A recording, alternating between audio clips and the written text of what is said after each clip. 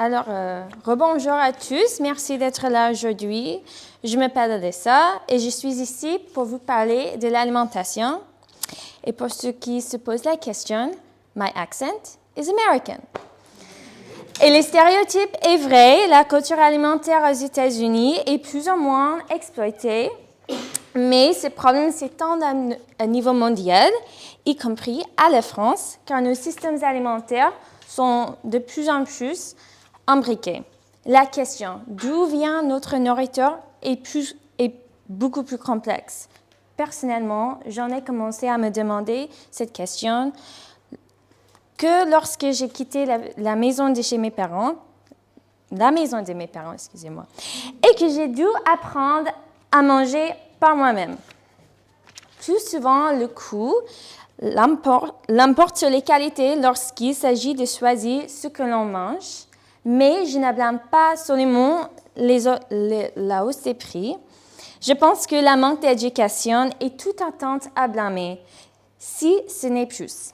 Avec les options toujours plus nombreuses qui s'offrent à nous aujourd'hui, nous devons mieux préparer les jeunes générations à choisir.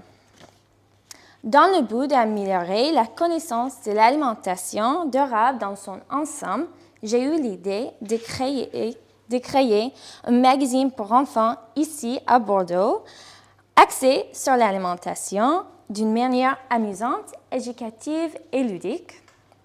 Afin de créer une ressource complète permettant aux enfants de comprendre nos systèmes interconnectés, je prévois de contacter les organisations existantes et de les inclure dans mon projet pour raconter efficacement l'histoire de l'alimentation.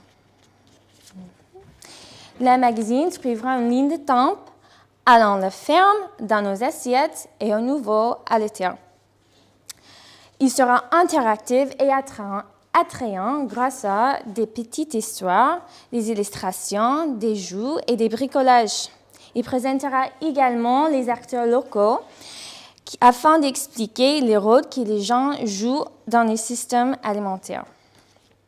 Mon projet n'en est qu'à ses débuts et je reconnais qu'il reste beaucoup de logistique à planifier. Cependant, si j'en suis arrivée là aujourd'hui, c'est grâce aux recherches fournies par le projet européen Switch et mon conseillère Léa. L'alimentation est ma passion depuis 5 ans maintenant et avec ce programme, j'ai dépassé ma mission personnelle et je développe enfin un plan efficace.